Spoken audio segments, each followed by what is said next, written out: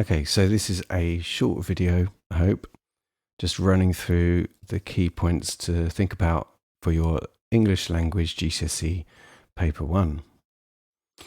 So we're going to start with question 5. And the reason is, I'm sure I've said to a lot of people, it's 40 marks, it's half of the paper is on question 5. And it's creative writing. Your school or college is asking students to contribute some creative writing for its website. And there's almost always, should be, 2 choices. So it's either write a story about a magical world. This is a 2019 paper, by the way. So this is a good example. Write a story about a magical world as suggested by this picture. You got a picture of a child with a sort of snow globe going on there. And that's the narrative or story task. Okay. The other task is descriptive. Describe a place you think is beautiful. They might switch it around so the description is about the picture and the other bit is about the story. But you have a choice either or. Either write a story or describe something. So a lot of people wonder about which one's the best to choose. That's up to you, whatever you think you're going to be strongest on. If you write a story, though, I would recommend that you keep it as simple as possible. The story itself doesn't have to be complicated. What you should focus on is writing well, writing using a lot of different techniques, writing using the best vocabulary that you can. In fact, that should come first, the best words and vocabulary that you can. Writing accurately in terms of spelling, punctuation and grammar. Using a range of punctuation, writing in paragraphs. And the reason is because that's all stuff that's on the mark scheme. So you get marked out of 24 and marked out of 16, and they add the two together. And the 24 bit is about your content and organization, how well you've written overall, how well you've organized your writing. And there's things that are really important here, like vocabulary, like fluently linked paragraphs, that your communication is convincing and compelling, and you match your audience and purpose. So if you're writing a story, it sounds like a story. Apart from that 24 mark part of the answer, still on question 5, there's also 16 marks just for being technically accurate. So chase every one of those marks. To get the marks right, you have to have clear and accurate sentences, a wide range of punctuation, a full range of sentence forms, so long sentences, short sentences, standard English, accuracy in spelling and ambitious vocabulary, and again, ambitious use of vocabulary. So you're picking up extra marks for being accurate, but also using high-level vocabulary where you can, and spelling it correctly. So that's the writing task. And if in a 1 hour 45 paper is 40 marks out of 80, so you should give that about 40 minutes. It's not always a minute a mark, but you should give that about 40 minutes because it's half the marks of the paper. But don't write too much. Try and limit it to about 3 sides of writing maybe. Keep it simple, but write as well and as accurately as you possibly can. It's much better to write a shorter piece and write it well and accurately than it is to write 6 pages that get lost in the middle somewhere and don't gain you any extra marks after a certain point. Okay, so that's section B, writing. And in your exam, having finished that question at the start of your exam, I'm recommending that you start with that. You would move straight on to question 4. And the reason I'd say to go back to question 4 before doing any of the other questions is again because it's high marks, 20 marks. So that's a quarter of the paper in terms of the marks. Now, question 4, you will have to read the text that you get with the paper in order to answer question 4. Read the whole text at this point. This was a 2019 paper, so the text was from The Silent Land by Graham Joyce, and it was the one you might have done in class about an avalanche on the mountains. Quite a nice text. You will notice that on the question it tells you which part of the text to focus on. It says line 28 to the end. So the first thing I recommend you do is find that line 28 to the end and maybe kind of highlight where it starts or draw a line or something so that when you're reading you know what bit you're looking at particularly. So when you're reading the question, it tells you which line to look at and what part of the text to look at, which lines to look at, I should say. And then you have in question 4 a quote. And it says a teacher or a student or someone or other says something. We'll read that in a moment. And your job is to decide to what extent you agree with what they say. And you can agree, you can disagree. You can partly agree and partly disagree. It really depends on the text and the question that the exam board asks you and the quote that they give you. So the quote here is an opinion. That's why it's a quote. In this part of the story where Zoe and Jake are caught in the avalanche, I can't believe Zoe is so slow to react to the warning signs because in the end, the situation sounds really dangerous. Now, the important thing to understand about this quote is that there are 2 parts to it. And that is the sort of standard with the exam board right now, that there's 2 parts to the quote usually.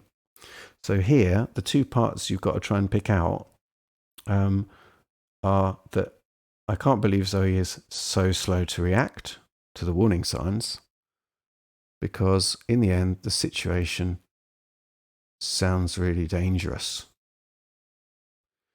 And if you want an extra clue to the 2 things they're asking you to think about, you can look in the bullet points because at the bottom it says here, consider Zoe's reactions in this part of the story. Evaluate how the writer makes the situation sound dangerous. And that's the same thing from the quote, isn't it? She's slow to react. That's an opinion. You might disagree. You might agree. And the situation sounds really dangerous. And there those things are in the bullet points as well. And that's the structure of the question. The other important thing to point out is once you've decided whether you agree or not, you have to explain whether you agree or not and why, and give evidence for that from the text. But you also have to evaluate how the writer makes the situation sound dangerous specifically. So for that, you've got to look at that text. You've got to find some key phrases that make it sound dangerous, if you agree with that. Explain the language devices and methods and techniques that the writer is using, and explain what effect those things have on you as a reader. And if you do all of those things in this question, that's how you're going to pick up the marks. By having a clear point of view on the quote, explaining what your point of view is, using evidence from the text, identifying the techniques and methods that writers are using, and explaining the effect on you and why that makes you think or feel a certain way. Okay, and that's question 4. As I say, it's 20 marks, so you should spend a bit of time on it. Something like 20-25 minutes. It might take you even a little bit longer than that. It's the second most important question in the paper. So if you imagine you're in your exam now, and you started at the end of the paper with question 5, and then you moved on to question 4, you're in a very strong position, okay? Because you should have, about half an hour left, something like that. If you've been really moving well on this, you might have a little bit less than that left. You might have a little bit more, but you've got a bit of time left, and you've only got 3 questions to do, and those 3 questions together are worth 20 marks. Okay, so you'd be in a strong position. So if I scroll back, you can just do this paper backwards. At this point, you could do question 1, 2, 3 in whatever order you want. But I'm just going to take you through the other questions and how they work. So question 3, I'm going to just go backwards. Question 3 is always pretty much exactly the same. And it's always about structure. It says you need to think about the whole of the source. So you think about the whole text that you've read. The text is from the beginning of a novel, it says. And then this is the question that's always the same. How has the writer structured the text to interest you as a reader? And you could write about what the writer focuses your attention on at the beginning of the source, and how and why the writer changes this focus as the source develops. So the simplest, most straightforward way to answer this question is to answer it in 3 points. Question 3, 3 points. So what's happening at the beginning in terms of structure, and what effect it has on you as a reader? What happens in the middle as the writer changes this focus and as the source develops? And what effect that has on you as a reader? And quite simply, what happens at the end and how it finishes up. Use quotes just to illustrate what you're talking about, but you don't have to analyze language at all in question 3. It's all just about the structure of the text that you've read. Brief example, at the start of this one, it's all very nice. It's nice you get a nice kind of description of the snowy mountainside. You get Zoe having a lovely time. She's alive, she's an eagle, all this sort of stuff. And then later on, you get a kind of little hint in the middle of the text that there's a bit of a rumble in the background. So that's how the text has developed, and that's suggesting that there's something bad coming along. There's something dangerous starting to happen. And if you look at the end of the text, by the time you get to the end, you have the avalanche hits. So the rumble had become a roaring. She pushed herself down the fall line, scrambling for traction. Jagged black cracks appeared in the snow in front of her. She's at some point chucked over and there it is inside a washing machine, turning head over heels. So this is the avalanche. So simply the structure is lovely opening, nice description of the mountainside, some hints about something bad going to happen, some foreshadowing something bad going to happen, and then finally the avalanche hits and the drama starts and Zoe is fighting for her life. And that's the structure.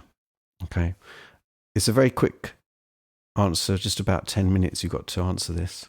Only 8 marks, but try and grab as many of those marks as you can by writing 3 paragraphs, beginning, middle, end. All right, continuing back to question 2. And with question 2 in Language Paper 1, they give you in a box the paragraph they want you to focus on. So they do actually make it nice and easy for you. It says what lines it is of the source, but actually they give you the text anyway. So you don't even need to worry about that. So the question always for question 2 is, how does the writer use language to do something in particular? In this case, to describe Zoe's feelings. So you read that paragraph, you highlight and pick up anywhere you think there's language, in this case to describe Zoe's feelings, so this bit will be different in your exam. And just pick up what good quotes there are in the paragraph, as I'm sure you're used to doing. So, Zoe's feelings in this paragraph. The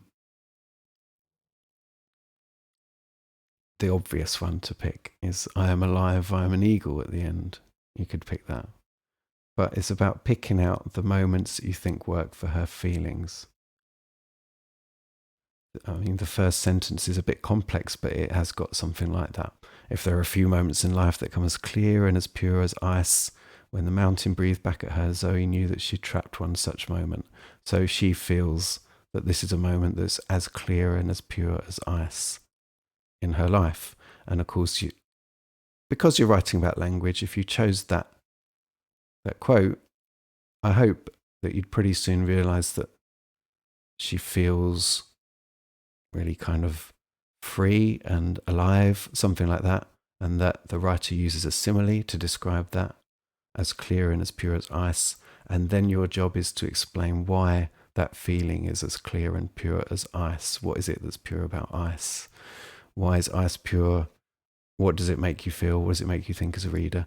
And that's the job for this question, to pick up those examples and explain the language that's being used.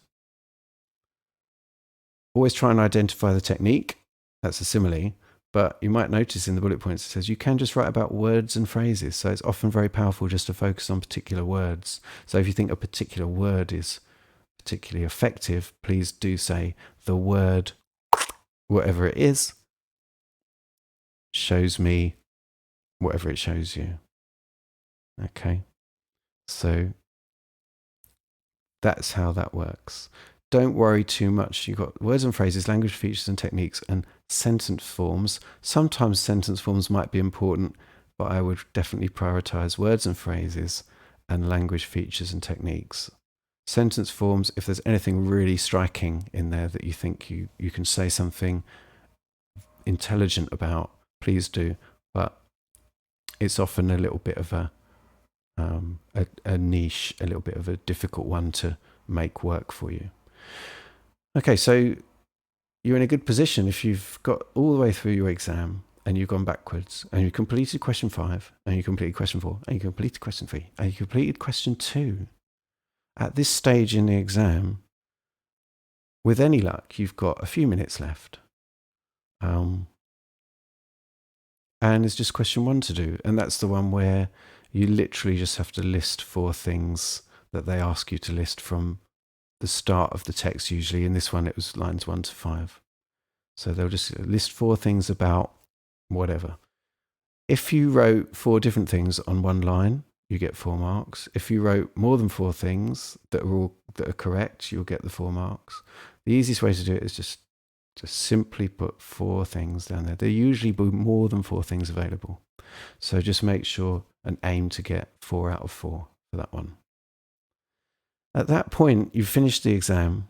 If you still have time left, the number one thing that you should do, I think, is just go back to your answer for question 5. You haven't looked at it for a while because you did it at the start of the exam and then now it's the end of the exam. And just read over it and check to see if you've made any silly mistakes. Because sometimes when you're writing, especially under pressure, you can make a mistake that when you go back later, you see it straight away. So the sort of silly mistakes people make, just to remind you, capital letters missing, that will cost you marks. Full stops missing, that will cost you marks. Not putting in paragraphs, that will cost you marks. If you find that you haven't put in paragraphs, if you do a quick double line, or I should go that way, double line, where you want your paragraph, that will signal to the examiner that's where you wanted your paragraphs. So you can do that. Check your spelling. The other thing people sometimes do, check your tenses are consistent. So if you started writing in past tense for a story, check you're in past tense all the way through. So it's those little things, those little mistakes you might have made. If you have a bit of time at the end of the exam, pick up on those if you can and just go and correct them. Don't think, I can just sit back and relax now. Not that you probably would. So that's it. That's language paper 1. I'll do another one for language paper 2, which is a little bit more complex, but we'll do a video for that as well. And I hope it goes well for you.